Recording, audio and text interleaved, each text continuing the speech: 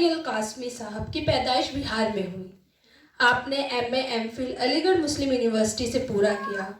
قاسمی صاحب کئی زبانوں کے مہارتی رہے ہیں، جیسے اردو، انگریزی، عربی، فارسی۔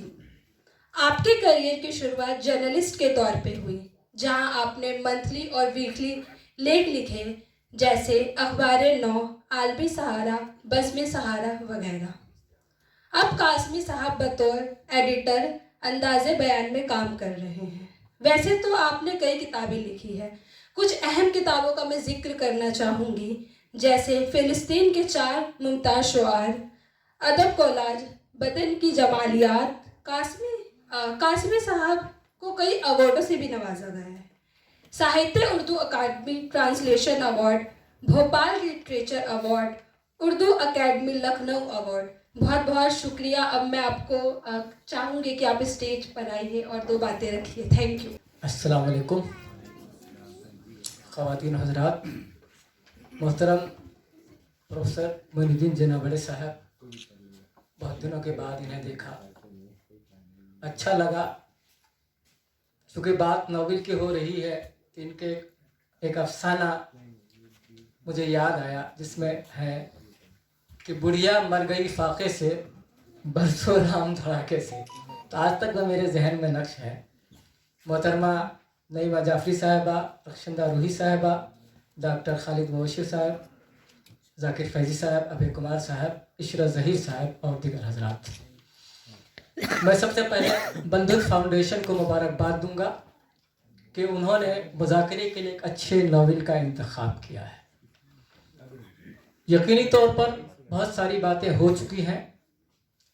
ذاکر فیضی صاحب سے معذرت کے ساتھ کہ میں پچھلے 10 دنوں سے اپنی ذات کے رابطے میں بھی نہیں ہوں، تو جملوں سے میرا کیا رابطہ ہوتا، لیکن آپ کی محبت تھی جو مجھے یہاں کھینچ لائی، اور میں نے سرسری طور پر آتے ہوئے جو کچھ بھی ذہن میں محسوس کیا میں آپ کے سامنے بیان کروں گا۔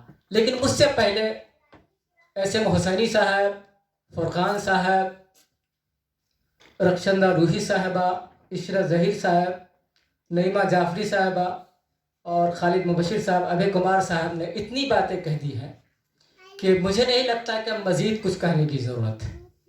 ان تمام لوگوں کی گفتگو سننے کے بعد مجھے 2 شخصیتیں یاد آئی، ایک ایڈورڈ سعید اور دوسرے ژاں پال سارتر۔ ایڈورڈ سعید نے ایک جگہ لکھا ہے کہ میں کسی مکالمے میں تھا تو وہاں ایک طالب علم آیا اور اس نے ایک صاحب سے کہا کہ ویتنام میں بمباری ہو رہی ہے، تو کیا آپ اس کے خلاف ایک عرضداشت پر دستخط کرنا پسند کریں گے؟ پروفیسر نے کہا کہ نہیں، میں ادب کا پروفیسر ہوں، میں ملٹن اور شیکسپیئر پر لکھتا ہوں، میرا ویتنام کی بمباری سے کیا مطلب۔ اسی طرح ایک بار ژاں پال سارتر سے ملنے حلقہ ارباب ذوق کے قیوم نظر صاحب گئے تو سارتر نے پوچھا کہ الجزائر کے بارے میں آپ کا کیا خیال ہے؟ قیوم نظر نے کہا کہ میں تو ادیب ہوں، میرا الجزائر سے کیا مطلب۔ تو سارتر نے ان سے گفتگو کا سلسلہ بند کر دیا اور یہ کہا کہ اس شخص کو ادب لکھنے کا حق حاصل نہیں ہے جو عالمی احوال و حوادث پر نظر نہیں رکھتا، جو کسی کے خلاف، کسی ظلم اور مظالم یا جبر کے خلاف آواز بلند نہیں کر سکتا۔ دراصل ادیب وہی ہے جو مظالم، جبر، استحصال کے خلاف آواز بلند کرتا ہے۔ آج ہمارے یہاں ادیبوں کی تعداد بہت زیادہ ہے، مگر صحیح معنوں میں ژاں پال سارتر اور ایڈورڈ سعید کے اس خیال کی روشنی میں دیکھا جائے تو کتنے ادیب ہیں۔ سب نے مصلحت اور مجرمانہ خاموشی کی چادریں اوڑھ رکھی۔ اس لحاظ سے میں دیکھتا ہوں کہ ذاکر فیضی نے جس موضوع کو منتخب کیا ہے وہ اس بات کا ثبوت ہے کہ واقعی وہ ادیب ہیں اور ادب کا فریضہ انجام دے رہے ہیں۔ دراصل معاملہ یہ ہے کہ ہم لوگ ایک طرح سے اس طرح محسوس کر رہے ہیں آج کے حالات کے اندر کہ ہم نے اپنے آپ کو صرف میر و غالب میں محصور کر لیا ہے، یا ہم لوگ صرف آتش اور مصطفی میں الجھے ہوئے ہیں۔ دراصل معاملہ یہی نہیں، ایک ادب کا دائرہ بہت ہی محدود کر دیا ہم نے، प्रोफेसर मोइनुद्दीन जैनाबरी साहब ही सही तौर पर बताएंगे कि हमारे अदीब का माशरती फरीज़ा क्या होता है। आज का अदीब मुझे रूसी नावल निगार है गरंचोफ, उसके किरदार ओब्लोमोव की तरह नजर आता है। निकम्मा नाकारा किरदार, जिसका कोई माशरती वजूद नहीं है, जिसकी कोई माशरती हैसियत नहीं है, वो सिर्फ तस्वुर जाना में गुम रहने वाला शख्स है। तो हम लोग ज़्यादातर लोग आजकल बिल्कुल उसी ओब्लोमोव किरदार की तरह हो गए हैं, इसलिए आज के मसाइल, आज के मौज़ूआत पर हमारी नज़र नहीं रहती। मैं मुबारकबाद देना चाहूँगा जाकिर फैज़ी साहब को कि आज के मौज़ूआत और मसाइल पर उन्होंने ये नावल, दरअसल इस पूरे नावल को दो चीज़ों में समझा जा सकता है, एक तो सोशल रियलिज्म और एक पॉलिटिकल सिंबलिज्म।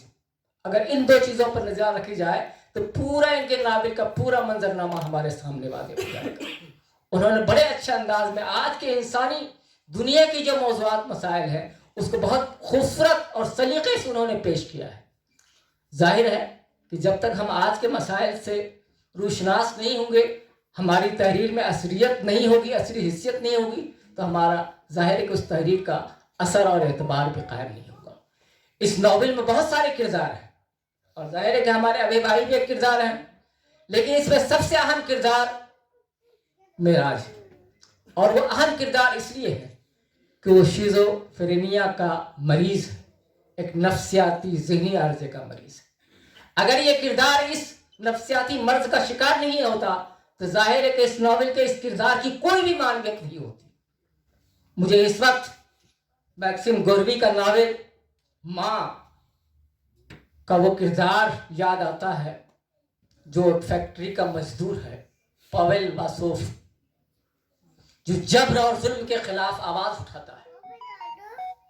और उससे भी बढ़कर एक किरदार है उसकी अनपढ़ माँ, जो इनकलाबी तस्वुरात फलसफे से बिल्कुल आगाह नहीं है, लेकिन अपने बेटे के मिशन और मकसद को आगे बढ़ाती है और इक़्तिदार से लड़ती है, मज़ाहमत करती है, खामोश नहीं रहती, मार खाती है, लेकिन रुकती नहीं है और कहती है कि खून का, झूठ का बहरे उक़यानूस भी सच को डुबो नहीं सकता, यानी सदाकत और सच्चाई को कोई मार नहीं सकता।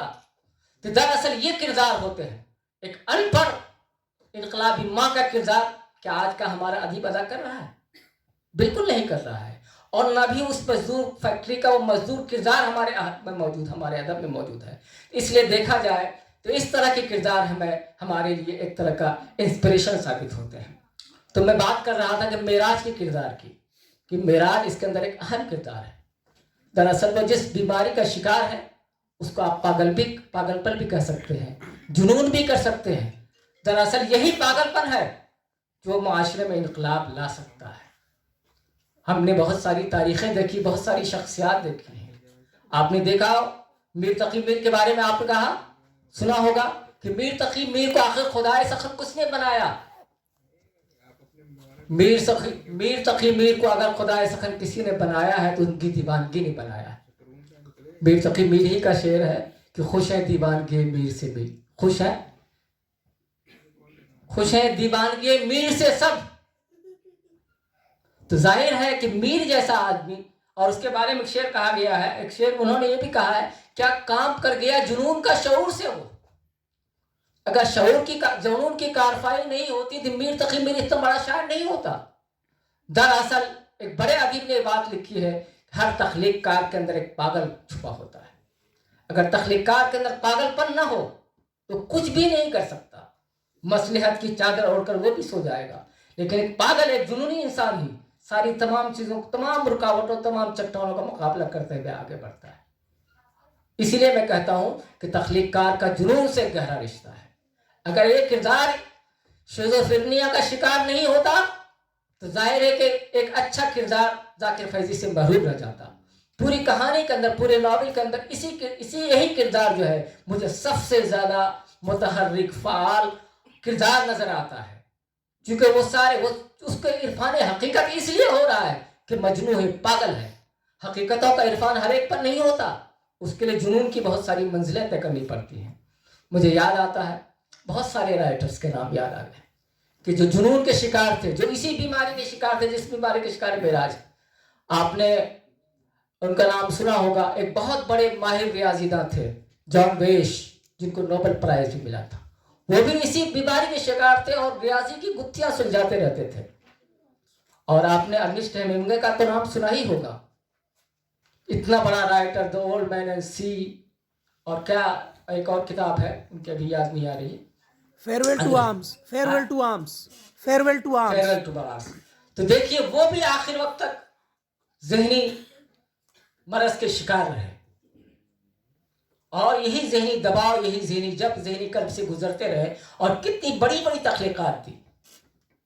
ایک بہت بڑی رائٹر ورجینیا وولف, وہ بھی اسی مرض کی شکار رہی, اور آخرکار انہیں اس مرض کی وجہ سے خودکشی بھی کرنی پڑی. اس طرح کے اور بہت سارے نام آپ تلاش کر سکتے ہیں. ہمارے حق میں جان ایلیا بھی تھے, سمجھیے وہ بھی ایک طرح سے ایب نارمل انسان تھے. تو ایب نارمل نفسیات کے حامل جو لوگ ہوتے ہیں وہی کچھ کر سکتے ہیں. مجھے میگم گورکی کی یہ بات اچھی لگی اس ناول کے حوالے سے کہ فیکٹری کا ایک مزدور ہی انقلاب لا سکتا ہے. تو میں سمجھتا ہوں کہ ایک مجنون اور پاگل کردار ہی صحیح معنی میں دنیا میں انقلاب لا سکتا ہے. آپ تاریخیں دیکھیں انقلابی لوگوں کی, ان کے اندر جنون ہوگا, جذبہ ہوگا, اور وہ وہی جنون ان کے اندر وہ جذبہ پیدا کرتا ہے. معاشرے سے منحرف ہونے کا ایک طرح سے انحرافی کردار ہوتے ہیں. تو میں سمجھتا ہوں کہ انہوں نے بہت ہی اچھے انداز سے ناول لکھا ہے, اور یہ ایسا کردار ہے جو ایک طرح سے بالکل اس کے پاس ایسی ایسی آوازیں آتی ہیں, غیر حقیقی آوازیں, لیکن ان آوازوں کو حقیقی سمجھتا ہے. اگر اس کو اس طرح کا مرض لاحق نہیں ہوتا, اس پر کائنات کی حقیقتیں منکشف نہیں ہوتی. اسی مرض نے اسے حقیقتوں کا عرفان کرایا ہے.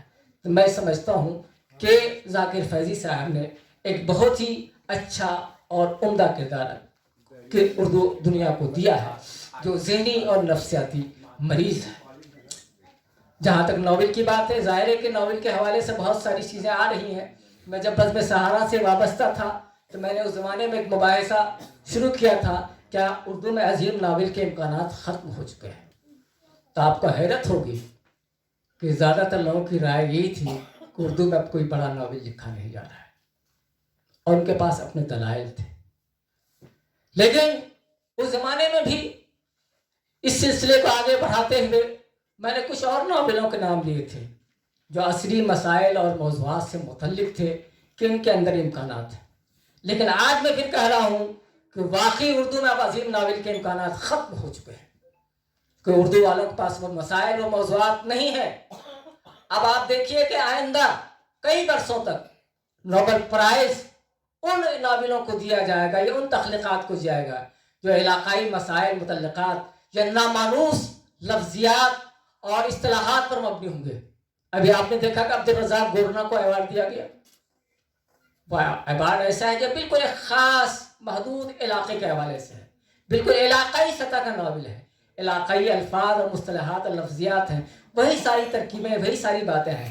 تو میں سمجھتا ہوں کہ آئندہ کئی برسوں میں جن صرف نامانوس اجنبی علاقائی مسائل پر ہی نوبل کا پرائز دیا جائے گا, چونکہ جس طرح کی چیزیں اردو ناول یا ناول کے اندر پیش کی جا رہی ہیں وہ سب سے دنیا مانوس ہو چکی ہے, خاص طور گلوبلائزیشن کے دور میں. چونکہ آج ہم لوگ گلوبل ایج میں ہیں تو ہمارے سامنے کوئی چیز مخفی نہیں رہی, ہر چیز ہمارے سامنے واضح ہو چکی ہے. آج کا بچہ بھی جانتا ہے کہ دنیا کے اندر کیا ہو رہا ہے. وہ موبائل کے ذریعے, ٹی وی کے ذریعے اور دوسرے ذرائع کے ذریعے پوری دنیا سے آگاہ ہو رہا ہے. اس لیے وہ اجنبی دنیا جس سے ہم لوگ نامانوس ہیں, جو ان مسائل پر لکھے گا اسی کو نوبل پرائز دیا جائے گا, یا اسی کے تخلیق کو اعتبار اور وقار کی نظر سے دیکھا جائے گا. میں سمجھتا ہوں کہ ذاکر فیضی صاحب نے یقینی طور پر ایک اچھا ناول لکھا ہے, اس کے لیے ان کو مبارکباد دی جانا چاہیے. اور آج کا جو اس کے اندر جو پولیٹیکل سمبلزم ہے اس پر بھرپور گفتگو ہونی چاہیے. میں اور بھی باتیں کہنا چاہ رہا تھا لیکن ظاہر ہے کہ طبیعت میری اجازت نہیں دے رہی ہے. صرف مبارکباد, اور میں نریندر کمار پانڈے جی جو اس کے ڈائریکٹر ہیں ان کا بھی شکریہ بھی ادا کروں گا اردو والوں کی طرف سے کہ انہوں نے ایک بہت اچھی کتاب کا, بہت اچھے ناول کا انتخاب کیا ہے. باقی تو کلیدی خطبہ پروفیسر معین الدین جنابڑی دیں گے, جنابڑے صاحب دیں گے, جو فکشن کے بھی آدمی ہیں اور فکشن تنقید پر بھی ان کی گہری نظر ہے.